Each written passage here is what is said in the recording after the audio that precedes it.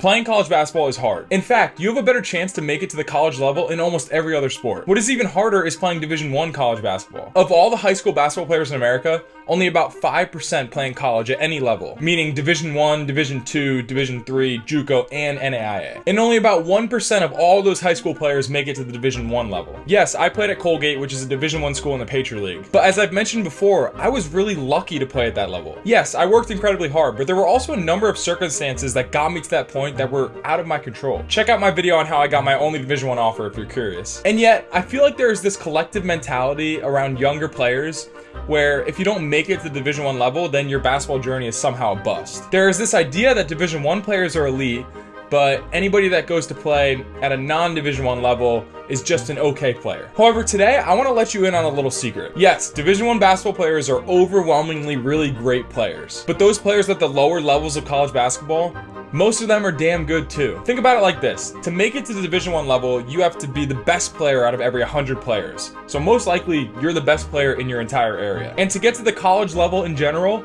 you have to be a top 5 player out of every 100 players. So again, you're probably the best, if not one of the best players in your area. This is why the difference between getting to that highest level of Division I basketball and finding yourself at the D2 or D3 level comes down to just a few factors. The first factor is what I mentioned earlier, luck. And I know this to be true because I have played with and against Division II and Division III players who are better than guys who find themselves on a D1 roster. I'm not blowing smoke here. This is objectively true from my experience. So how can this possibly happen? Why would a guy who's good enough to play at the Division I level not be on a D1 roster? Well, it's because a lot of the time, getting recruited comes down to your circumstances and yes, luck. I'll quickly recount the most important part of my story where I might never have been found by Colgate, a school that's in upstate New York, if one of the Colgate assistants hadn't seen me play in an AAU game in Las Vegas on the other side of the country. So if that doesn't happen, then Colgate probably would have never found out about me. And there's a decent chance I never would have played Division I basketball. Now, I do believe in this saying, luck favors the prepared. Put yourself in as many situations as you can where you get in front of college coaches and then make the most out of those opportunities. And I don't want to belabor this point because it's been made by NBA commentators for the last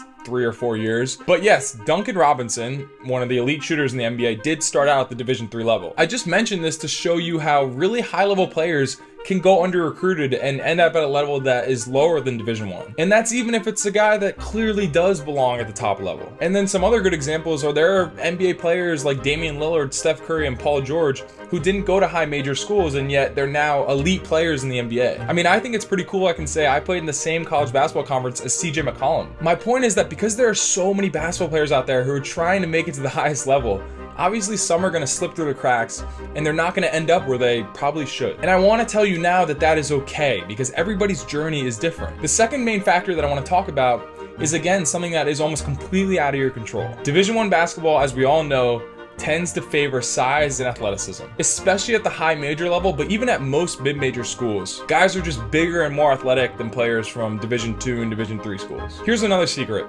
Other than that, the discrepancy in skill level is almost non-existent. I could even argue that those players at the lower levels are more skilled because they have to make up for their lack of size and athleticism. In high school, I opted to do a postgraduate year before college. I attended a school called Blair Academy in New Jersey for that 5th year, which is a very high-level basketball school. And at Blair, I played with 3 or 4 guys who didn't end up at the D1 level, but were highly skilled, tough, winning players. And the thing that probably held them back in the end was their size and athleticism. And at the same time, I also played against guys in high school who weren't that skilled, but they made it to the D1 level because of their size and athleticism. The point I'm trying to make is that all these levels of college basketball, you're going to find really good basketball players. I had such an interesting basketball journey because I played 4 years of public high school basketball, and then I had that 1 year at prep school like I mentioned. There were a few players I went up against at my public school that absolutely cooked us. Like truly elite high school basketball players, and almost all of them ended up at the Division III level. And then there were some guys I went up against when I was at Blair for my 5th year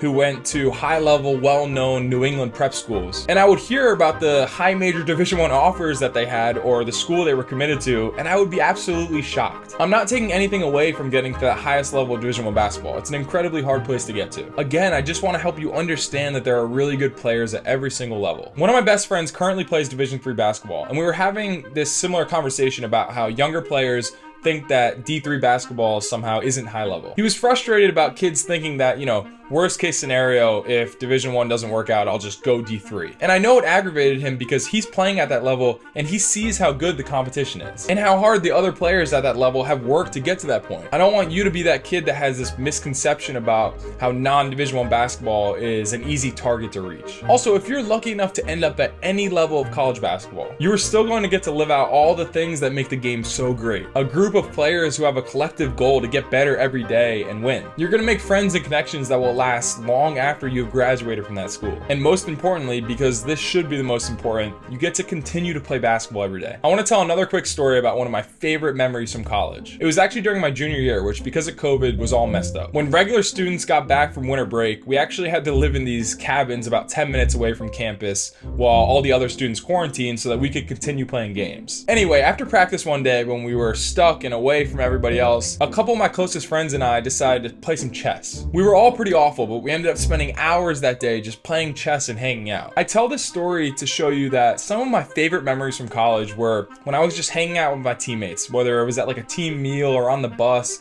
or just doing something random like playing chess. Yes, I remember the big wins as well, and some of the terrible losses. But no matter where you end up, these will be the things that you remember and miss the most. Also, this video is kind of continuing my theme of advice for younger players, that it's about the process, the love for getting better at basketball, and not necessarily the result. You might make it to the Division 1 level, the Division 3 level, or you might not have the opportunity to play college basketball at all. But that shouldn't change the fact that one day you'll look back on this part of your journey at the work you put in to get better at this thing that you love and be proud. Because to be honest, that's gonna set you up for the rest of your life as much as anything else. You can't play basketball forever, and this is something that I'm somewhat reckoning with as I get older, and especially since I graduated from college. What is life after basketball going to look like? I'm honestly not sure, but I know I'll take what I've learned from this game and put the same amount of passion and energy into whatever I do next. Although I'm not thinking about it too much, I think I have a few more years of playing left in me. Focus on turning yourself into the best basketball player you possibly can. Work on your skills, watch film, eat healthily,